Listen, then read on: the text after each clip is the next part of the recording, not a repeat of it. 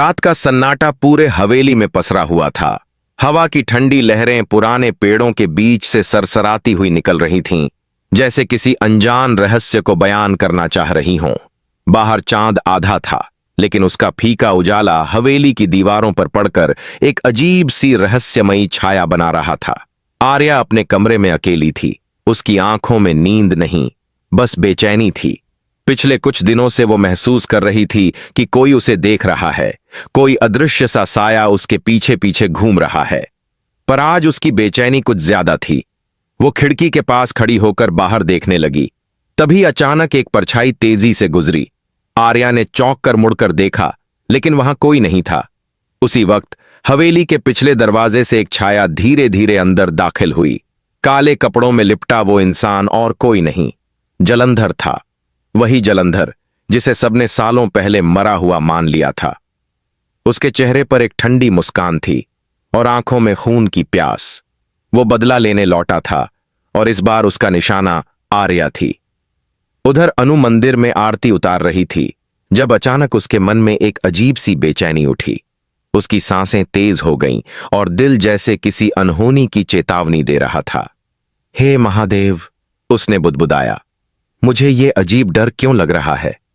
तभी हवा का एक झोंका आया और दीपक बुझ गया। अनु के चेहरे पर पसीना छलक आया। वो जान गई कि कुछ बहुत बड़ा होने वाला है। अनु तुरंत हवेली की ओर दौड़ी।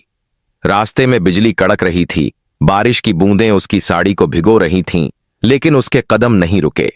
हवेली के गेट पर पहुंचते ही उसने देखा, एक टूटा हुआ कंगन जमीन पर पड़ा था। अनु ने उठाकर देखा, वो आर्या का कंगन था। उसकी आंखों में डर उतर आया। वो अंदर भागी। हवेली की बत्तियां बुझ चुकी थीं। हर कोने में सन्नाटा था, लेकिन कहीं दूर से किसी के संघर्ष की आवाज आ रही थी, जैसे कोई किसी से जूझ रहा हो। अनु ने उस आवाज की दिशा में भागना शुरू किया। ऊपर वाले कमरे से आवाजें और साफ आने लगीं। छोड़ मुझे, जलंधर, तू जिंदा कैसे? आर्या की आवाज कांप रही थी। अनु दरवाजे की ओर दौड़ी, पर दरवाजा अंदर से बंद था। उसने जोर से धक्का दिया, पर बेकार। फिर उसने पास की दीवार पर रखी ट्रे उठाई और पूरी ताकत से दरवाजे पर दे मारी। दरवाजा टूटा और सामने का दृश्य देखकर अनु का दिल दहल गया। आर्या जमीन पर गिरी हुई थी और जलंधर उसके गले पर चाकू रखे खड़ा था। अनु, आर्या ने कांपते हुए कहा, भाग जा। पर अनु नहीं भागी। उसके भीतर एक तूफान उठ चुका था। उसने जलंधर की आंखों में झांका। तू मरा नहीं जलंधर, पर आज मरेगा जरूर। दोनों में जबरदस्त संघर्ष शुरू हुआ। जलंधर ने चाकू घुमाया, लेकिन अनु ने अपनी चूड़ियों से उसका हाथ रोक लिया। उसके हाथ से खून निकला, पर उसने परवाह नहीं की। आर्या धीरे धीरे पीछे हट रही थी, खुद को संभालते हुए। अनु ने जलंधर को धक्का दिया। वो पीछे जाकर दीवार से टकराया। तूने राजनंदिनी की मौत का बदला नहीं लिया जलंधर, अनु चिल्लाई। तू बस उसके नाम पर लोगों को मारता रहा है। जलंधर हंस पड़ा। अनु, तुझे क्या पता असली गुनाहगार कौन है? राजनंदिनी को मैंने नहीं मारा था, उसे आर्या ने। अनु के कानों में यह सुनकर जैसे बम फटा। उसने कहा, क्या बकवास कर रहा है तू? जलंधर ने मुस्कुराते हुए कहा, हां अनु, सच्चाई यही है। आर्या ने ही वो सब किया जो आज तक तुझसे छुपा रखा है। अनु एक पल के लिए ठिठक गई, लेकिन तभी उसने आर्या की आंखों में देखा।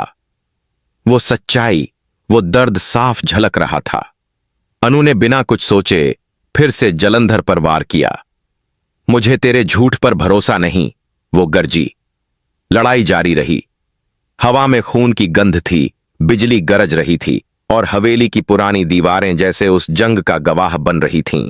आखिरकार अनु ने जलंधर का चाकू खींचकर उसके सीने में घोंप दिया। जलंधर ने आखिरी सांस लेते हुए कहा, अनु, सच्चाई अभी बाकी है। और उसकी जान चली गई। आर्या फूट फूट कर रो पड़ी। अनु ने उसे गले से लगाया। अब सब ठीक है आर्या, तू सुरक्षित है। पर अनु के दिल में सवाल जलने लगा। आखिर जलंधर ने जो कहा, क्या वो सच था? सुबह का उजाला हवेली में फैल चुका था, लेकिन रात की घटनाओं की छाया अब भी हर कोने में थी। अनु बालकनी में खड़ी थी। उसकी आंखें लाल थीं, शायद नींद की कमी से, या शायद उस दर्द से जो उसने रात में देखा। आर्या अभी भी कमरे में बेहोश पड़ी थी। डॉक्टर ने कहा था कि उसे शॉक लगा है। अनु ने उसके माथे पर हाथ रखा और बुदबुदाई, मैं तुझे किसी को कुछ नहीं होने दूंगी। पर जलंधर के आखिरी शब्द उसके कानों में गूंज रहे थे, सच्चाई अब भी बाकी है। उसने ठान लिया कि अब वो हर उस रहस्य को उजागर करेगी जो राजनंदिनी की मौत और आर्या के अतीत से जुड़ा है। अनु ने राजनंदिनी की पुरानी डायरी ढूंढना शुरू किया। हवेली की लाइब्रेरी में उसे एक पुरानी अलमारी मिली जिसमें जंग लगे ताले थे। उसने चाबी खोजी और जब अलमारी खुली तो अंदर से धूल में लिपटी एक डायरी गिरी। डायरी के पहले पन्ने पर लिखा था, अगर ये किसी के हाथ लगे तो जान लेना, मैं अकेली नहीं हूं, मेरे आसपास जो लोग हैं वो सब सच्चे नहीं। अनु ने हर पन्ना ध्यान से पढ़ा और धीरे धीरे वो उस सच्चाई तक पहुंच रही थी जिसने सब कुछ उलझा दिया था। डायरी में लिखा था कि राजनंदिनी को किसी ने ब्लैकमेल किया था। कोई उसकी पुरानी गलती का फायदा उठा रहा था और उस ब्लैकमेल का नाम था आर्या। अनु के हाथ कांप उठे। नहीं, ये झूठ है, उसने खुद से कहा। लेकिन पन्ने दर पन्ने सबूत बढ़ते गए, तस्वीरें, ईमेल के प्रिंट और एक अंतिम लाइन, अगर मैं मरी तो इसका जवाब आर्या देगी। अनु के आंसू निकल आए, लेकिन वो जानती थी कि हर कहानी के दो पहलू होते हैं। उसने तय किया कि जब आर्या होश में आएगी तो वो उससे खुद सच पूछेगी। शाम को आर्या को होश आया। उसने अनु को देखा। उसकी आंखों में डर था। अनु, तू मुझसे नाराज है? अनु ने चुप रहकर बस उसकी तरफ देखा। जलंधर ने जो कहा वो झूठ था ना? आर्या ने पूछा। अनु ने डायरी उसकी तरफ बढ़ाई। अगर झूठ था तो ये क्या है आर्या? आर्या के चेहरे का रंग उड़ गया। उसके हाथ कांपने लगे। अनु, मैंने कुछ ऐसा नहीं किया जैसा दिख रहा है, उसने कहा। मैं मजबूर थी। राजनंदिनी ने, उसने मेरे परिवार को। उसकी आवाज भर्रा गई। फिर उसने पूरी कहानी बताई। कैसे राजनंदिनी ने आर्या के पिता को धोखा दिया था, कैसे आर्या ने उसे रोकने की कोशिश की थी, लेकिन उस रात झगड़े में राजनंदिनी गिर पड़ी और उसकी मौत हो गई। वो एक एक्सीडेंट था, लेकिन डर के मारे आर्या ने ये सच छुपा लिया। अनु के दिल में तूफान मच गया। एक तरफ जलंधर का बदला, दूसरी तरफ आर्या का दर्द। दोनों सच्चाइयां अब एक दूसरे में उलझ चुकी थीं। अनु ने धीरे से कहा, तूने गलती की आर्या, लेकिन तू अपराधी नहीं। आर्या फूटकर रो पड़ी। मैं बस डर गई थी अनु, मैंने किसी को मारने का इरादा नहीं रखा था।